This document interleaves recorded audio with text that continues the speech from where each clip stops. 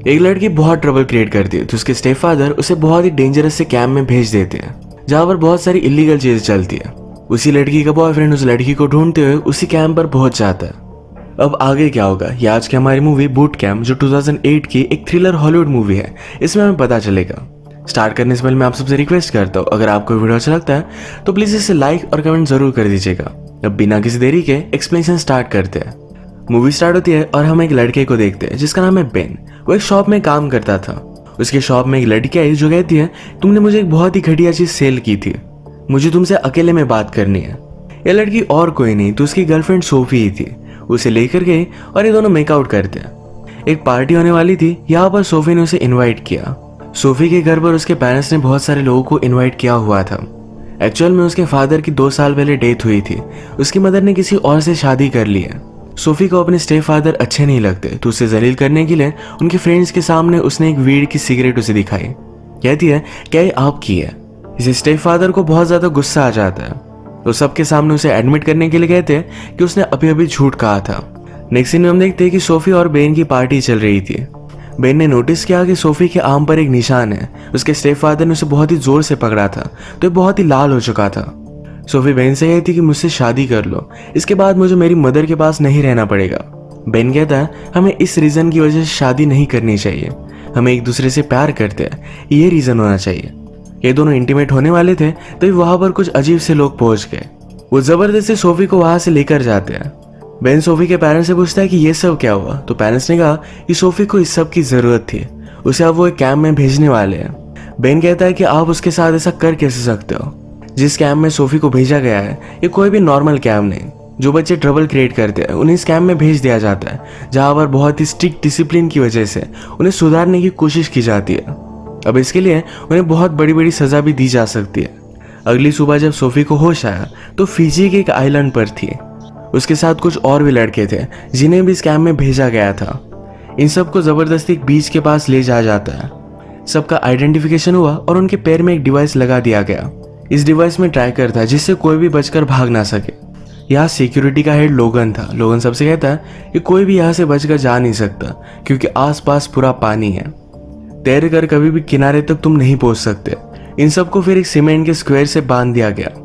लोगन कहता है कि हम सबको स्ट्रांग बनाने वाले हैं, जितने जल्दी तुम सीख जाओ उतना ही तुम्हारे लिए अच्छा होगा। रात में किनारे पर पानी आने लग गया। ये सब लोग डूबने लग गए थे। पूरी रात खुद को बचाने के लिए तड़पते रहते हैं। अगली सुबह इस कैंप का ओनर नॉर्मन इनके पास आया, वो इन्हें वेलकम करता है। सोफी कहती है कि ये किस तरीके का वेलकम है, रात भर हमें तड़पना पड़ा था।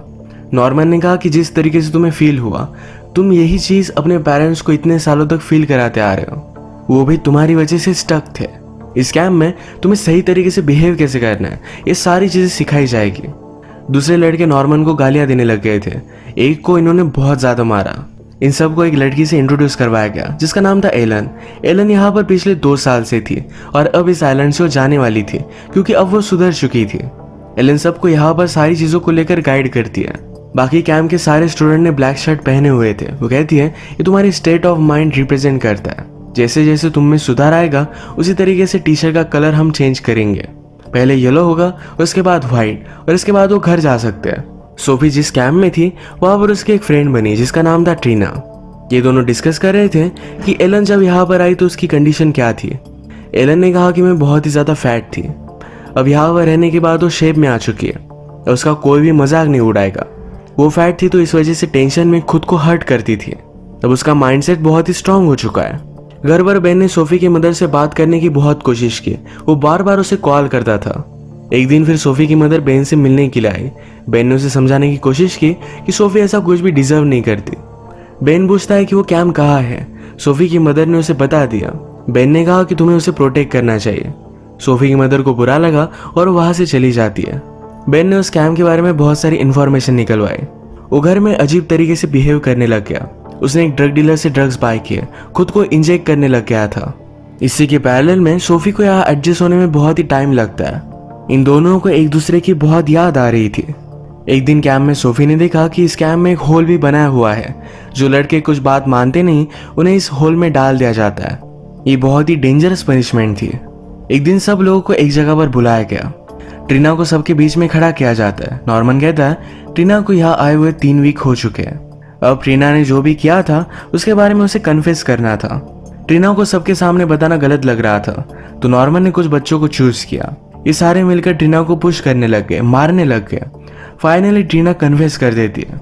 वो कहती कि मेरे पेरेंट्स बहुत ही रिलीजियस है, मेरा किसी लड़के के साथ होना ये उन्हें अच्छा नहीं लगता, तो उनसे बदला लेने के लिए एक रात में बहुत सारे लड़कों के साथ इंटीमेट हुई थी। इसी वजह से उसे स्कैम में डाल दिया गया।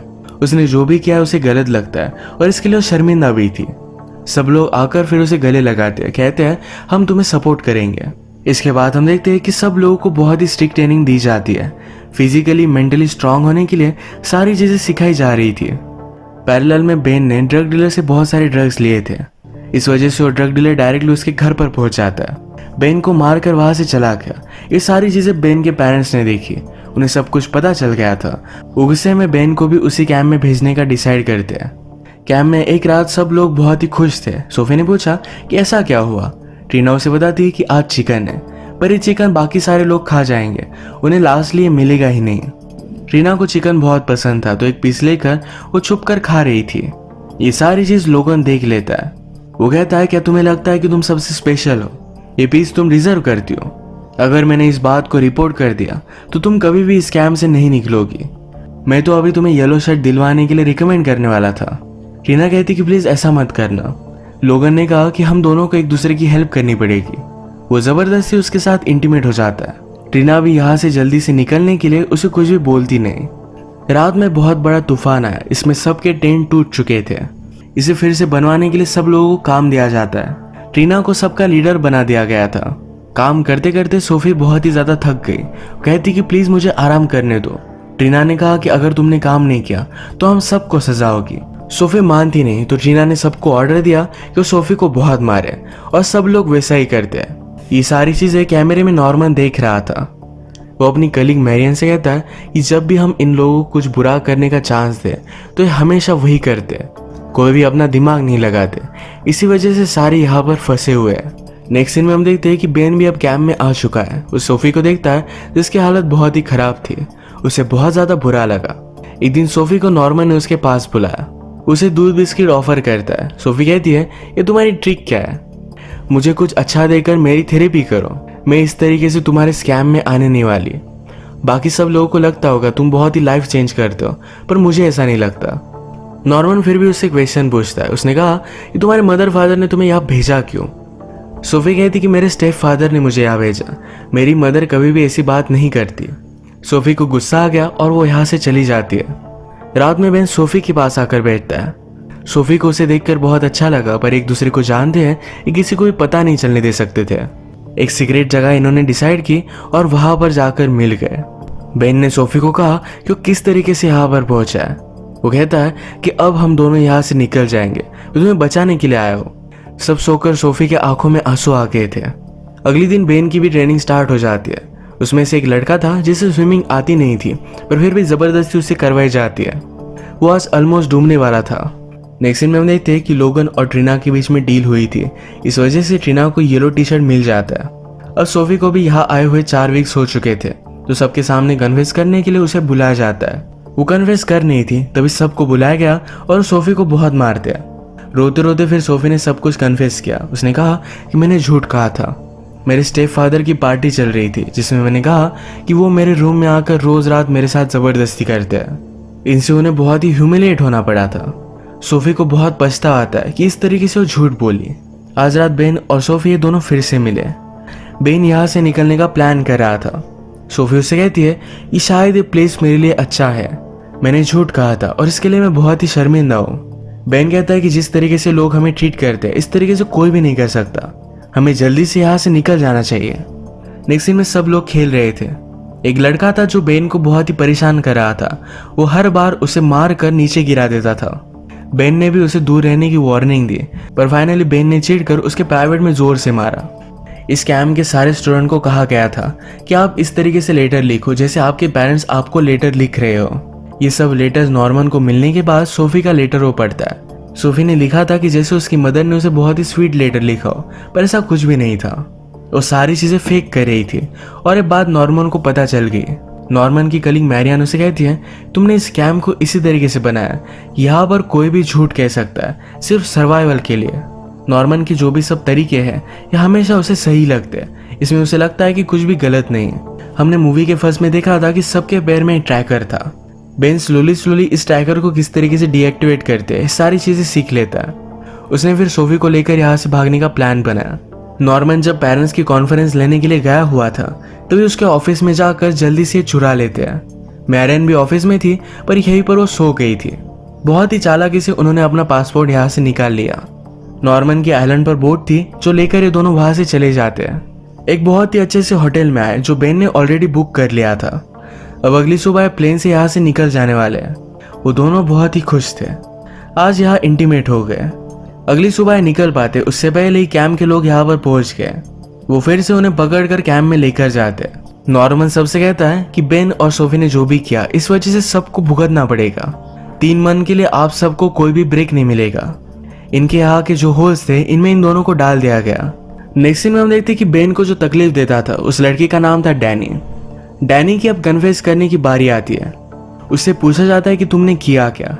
डैनी कहता है कि मेरे स्कूल को मैं बॉम्ब से उड़ाने की इंटरनेट पर बात कर रहा था, ये मेरे पेरेंट्स ने देख लिया और यहाँ मुझे भेज दिया गया। ये सिर्फ एक मिस्टेक थी। मैं इंटरनेट पर एज ए कैरेक्टर बात कर रहा था, एक्चुअल में मैं ऐसा कुछ भी नहीं कर सकता। मैं सिर्फ एक रोल प्ले कर रहा था। वो नॉर्मन से कहता है कि तुम भी तो एक रोल ही प्ले कर रहे हो कि हम सब की तुम केयर करते हो, पर एक्चुअल में ऐसा कुछ भी नहीं है।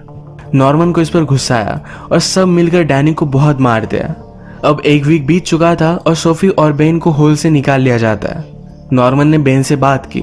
उसने कहा तुम्हारी वजह से सोफी की जो भी प्रोग्रेस हो रही थी ये भी स्टॉप हो गई। मुझे पहले से तुम्हारे और सोफी के बारे में पता था, पर फिर भी मुझे देखना था कि तुम क्या करोगे।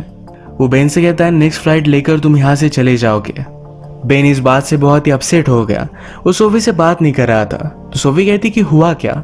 बेन कहता है मैं यहाँ से दूर चला जाऊँ, उसके बाद ही तुम यहाँ सही तरीके से इम्प्रूव हो सकती हो। बेन जाने वाला है सुनकर सोफी को बहुत बुरा लगा। नेक्स्ट सीन में हम देखते हैं कि लोगन आज रात फिर से टीना के पास आया। उसके साथ इंटीमेट नहीं होना चाहती थी, वो लोगन उसे जबरदस्ती करता है। इस बात से वो बहुत ज्यादा डिस्टर्ब हो गई थी। वो रो रही थी। ये सारी बात सोफी ने देख ली। सोफी कहती है कि मैं किसी को कुछ भी नहीं बताऊंगी, प्लीज मुझे बताओ कि तुम्हारे साथ हुआ क्या। टीना ने उसे सब बातें बता दी। अगले दिन जब ट्रेनिंग चल रही थी फिर से सब लोगों को स्विमिंग करने के लिए कहा गया।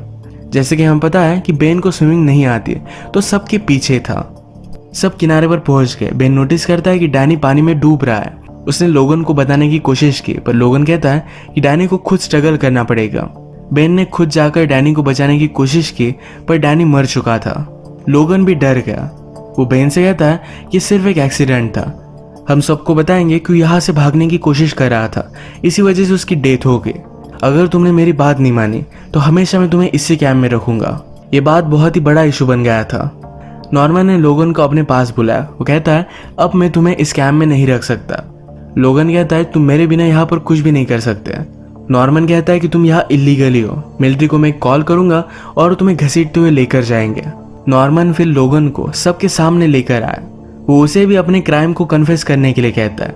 लोगन ने जिनके साथ भी गलत किया था वो सारे मिलकर उसे कन्फ्रंट करते हैं। टीना ने उसे पूछा और कितनी लड़कियों को तुमने मजबूर किया येलो टी शर्ट दिलवाने के लिए। बाकी लड़कियां सामने आई। ये सारे मिलकर लोगन को बहुत मारते हैं। बेन डैनी की डेथ से बहुत ज्यादा गुस्सा हो गया था। वो सबसे कहता है कि यहाँ पर सब चीजें गलत चल रही है, हम सबको मिलकर इस कैंप को डिस्ट्रॉय कर देना चाहिए। सब लोग इसके लिए मान गए। हर जगह पर वो आग लगा देते हैं। लोगन मौके का फायदा उठाकर अपनी गाड़ी में यहाँ से भाग रहा था। भागते भागते अपनी गाड़ी से उसका कंट्रोल चला जाता है और एक जगह पर जाकर वो टकरा गया। वहां पर ऑलरेडी आग लगी हुई थी। निकलने की उसने बहुत कोशिश की। सब लोग उसे देख रहे थे पर उसे बचाने के लिए कोई भी नहीं आता। उसकी जलकर ही डेथ हो जाती है। फाइनली बेन और सोफी नॉर्मन के ऑफिस में आए। नॉर्मन ने कहा तुमने आज प्रूव कर दिया तुम जैसे बच्चों को कैंप की जरूरत है। अब हमेशा पेरेंट्स डरते रहेंगे। ये कैंप कभी भी बंद नहीं होगा। नॉर्मन के पास गन थी, उन्हें मारने वाला था तभी बेन ने उस पर हमला कर दिया। बेन के पास भी चाकू था, वो नॉर्मन को मार सकता था पर उसने नहीं किया। नॉर्मन मौके का फायदा उठाकर गन लेकर शूट कर देता है पर उस गन में कोई भी गोली नहीं थी। नॉर्मन की कलीग मेरियान ने ऑलरेडी इससे बुलेट निकाल ली थी। मेरियान कहती है कि कभी ना कभी इन सारी चीजों को बंद पड़ना ही था। नॉर्मन जिस होल में सबको डालता था, सब ने मिलकर उसे उस होल में डाल दिया। यहाँ पर जो भी होता है इसके बारे में उन्होंने पुलिस को बता दिया। फाइनली सब लोग इस आइलैंड से निकल गए थे। मूवी के लास्ट में बताया जाता है कि 1970 से इस तरीके की अलग अलग कैंप्स है जिसमें बहुत सारे बच्चों को भेजा जाता है। इसमें गवर्नमेंट की कोई भी मॉनिटरिंग नहीं होती, तो अंदर उन्हें कितना भी टॉर्चर किया जा सकता है। अब तक इस तरीके की कैंप में 40 से ज्यादा डेथ हो चुकी है। इसी के साथ ही मूवी एंड हो जाती है। नॉर्मन को जो लगता था कि सबको डिसिप्लिन सिखाना चाहिए, लाइफ में टफ बनाना सिखाना चाहिए, उसका मानना सही था, पर तरीके बहुत ही ज्यादा गलत थे। वो इन बच्चों को हेट करने लग गया था। इसी वजह से फाइनली उन्हें मारने के लिए भी वो रेडी था। इसकी सजा उसे भुगतनी पड़ी। तो आज का वीडियो हम यही खत्म करते हैं। अगर आपको अच्छा लगा तो प्लीज़ लाइक और कमेंट जरूर कर दीजिएगा। बहुत सारी मूवीज़ लेकर आते रहते हो, तो प्लीज़ इस चैनल को सब्सक्राइब कर दीजिए और बेल नोटिफिकेशन आइकन दबाने मत भूलिएगा। हम फिर से मिलेंगे और एक न्यू मूवी के साथ। तब तक के लिए थैंक यू और आप अपने आप का ख्याल रखिए।